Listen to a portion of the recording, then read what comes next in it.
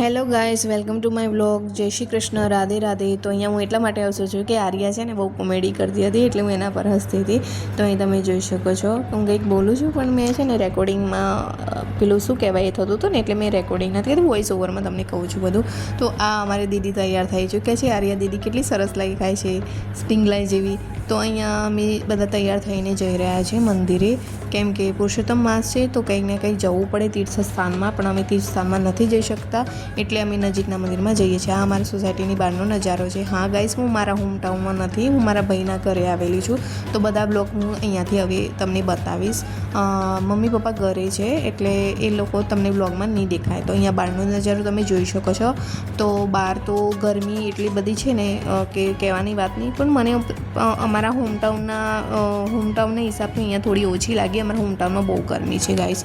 તો અહીંયા તમે બહારનો નજારો જોઈ શકો છો. અહીંયા ખેતરાન બેતરા બહુ બધું છે. તો આ દીદીને અમારે ભૂખ લાગી ગઈ એટલે ચટરપટર કશું રાખવું પડે ગાડીમાં. તો અમે અહીંયાને ચિપ્સ આપી હતી. તો અમારે કેવું છે, એ કશું ખાય ને તો મને પહેલાં આપે. તો અમારા ફઈ ભત્રીજીનો રિશ્તો એવો છે. તો તમે જોઈ શકો છો. આનો વ્લોગ મેં તમને પિછલા વિડીયોમાં આપ્યો તો ગાઈસ. આમાં બહુ બધી અમે એક્ટિવિટી કરી હતી, બહુ બધી મજા કરી હતી. આ મેળો છે એક પ્રકારનો. તો અહીંયા બહુ મજા આવે છે. રાતે તો બહુ જોરદાર મજા આવે છે. તો અહીંયા તમે જો સામે એક ટ્રેન છે, માલગાડી ટ્રેન, એ રૂકી રહી છે. તો એનું કેચઅપ કર્યું હતું તમને બતાવવા માટે કે અહીંયા કેટલું સરસ છે એમ. નીચેથી ગાડીઓ જાય ને ઉપર માલગાડી જાય, એ રીતનું છે.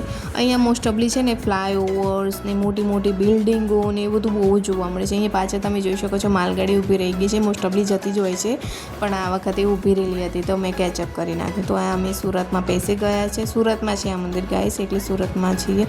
અહીંયા તો બહુ બધી બિલ્ડિંગો છે, ઊંચા ઊંચા ફ્લાયઓવર છે. અહીંયા હોમટાઉનમાં બધું જોવા ના મળે. અહીંયા સુરત મોટી સિટીઓમાં બધું જોવા મળે. અમદાવાદ છે, બધી મોટી મોટી સિટીમાં બધું જોવા મળે છે. તમે કઈ સિટીમાં છો, તમે કઈ સિટીમાંથી છો, મને કોમેન્ટ સેક્શનમાં જરૂરથી કહેજો ગાઈઝ.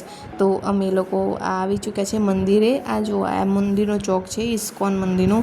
આમના જે ફાઉન્ડર છે એ શ્રીલા પ્રભુપાદજી છે. એમને બધા મંદિર બનાવ્યા હતા. એટલે ઇસ્કોનના જે ફાઉન્ડર છે ને એ શ્રીલા પ્રભુપાદજી છે, આચાર્યજી છે, જેમને ઇસ્કોન મંદિરની પેલું શું કહેવાય સ્થાપના કરી હતી. તો અહીંયા તમે જોઈ શકો છો. આજે પુરુષોત્તમ માસમાં છે ને બહુ બધા લોકો આવ્યા હતા મંદિરે. તો હું તમને એમનો નજારો દેખાડું છું. તો આ ઇસ્કોન મંદિર છે, બહુ મોટું મંદિર છે. આ જહાંગીરપુરા નામનું કોઈ સ્થળ છે ને ત્યાં આવેલું છે. આઈ ડોન્ટ નો, મે બી મારાથી મિસ્ટેક થતી હોય તો મને માફ કરી દેજો, કેમ કે હું સુરતમાં નથી, પ્રોપર સુરતની નથી, એટલે મને કંઈ ખાસ ખ્યાલ નહીં. મને જેટલું જાણું છું એટલું તમને કહું છું. તો અહીં તમે જોઈ શકો છો કેટલું મોટું મંદિર છે. તો મંદિર આવી ચૂક્યું છે. તો આ મંદિરનો મોટો ગેટ છે. અહીંયા જોઈ શકો છો કેટલા બધા ડિવોટીઝ આવેલા છે. પગ મૂકવાની બી જગ્યા ના હોય ને એટલા બધા ડિવોટીઝ આવેલા હતા, કેમ કે પુરુષોત્તમ માસ છે એટલે બધા જ લાભ લેવા આવે.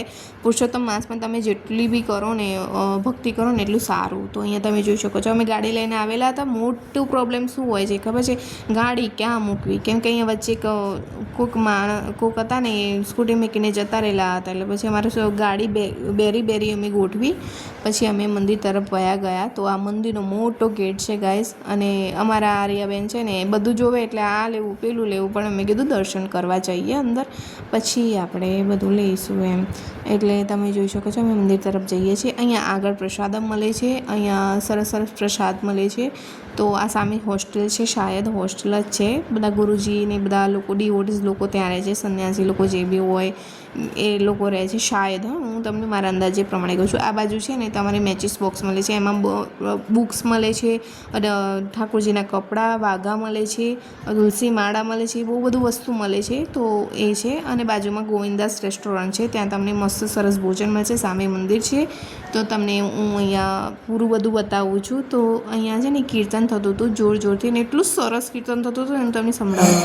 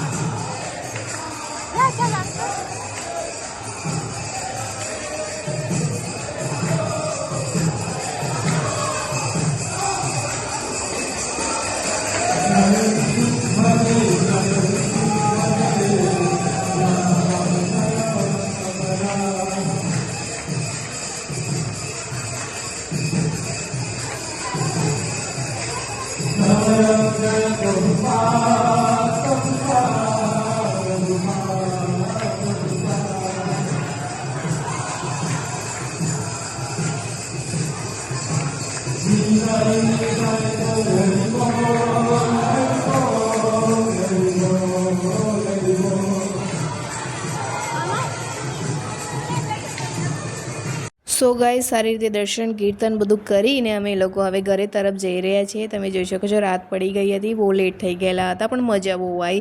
એમ થતું હતું કે જઈએ જ ના, પણ મંદિરનો બી શેન ટાઈમ થઈ ગયો હતો ઠાકોરજીનો, એટલે અમે નીકળી ગયા છીએ. તો આઈ હોપ તમને વ્લોગ ગમ્યો હોય. તો અમે આવી ચૂક્યા છીએ ઘરે. બધાને મોઢાની હાલત જોઈ શકો છો તમે. અને આ છોકરીને પીઝો લીધો, એને પીઝો ખાવાની બહુ એ હતી, એ જીદ કરતી હતી, એટલે અમે પીઝો હલાવડાવ્યો. અને હવે અમે ઘર તરફ જઈએ છીએ, કેમ કે બધા બહુ થાકી ગયેલા હતા. રાતે મોડું થઈ ગયેલું હતું, કેમ કે બારડોલીથી સુરતનો રસ્તો છે ને, એટલે મંદિર તરફ જવાનો રસ્તો 1.5 કલાક લાગે છે. એટલે 1.5 કલાક જવાના અને 1.5 કલાક આવવાના, એટલે બહુ મતલબ મોડું જેવું થઈ જાય છે. એટલે તમે જોઈ શકો છો અમારા બધાની હાલત. પણ બહુ મજા આવી કીર્તનમાં, તો બહુ મજા આવી. થોડા વહેલા ગયા હોત તો ઓર બી મજા આવત. પણ જમી લઈએ અને હવે સૂઈ જઈએ. જમીને સૂઈ જશું હવે. આઈ હોપ તમને મારા બ્લોગ ગમ્યો છે. લાઇક, શેર અને સબસ્ક્રાઈબ કરવાનું ભૂલતા નહીં ગાઈસ. બાય.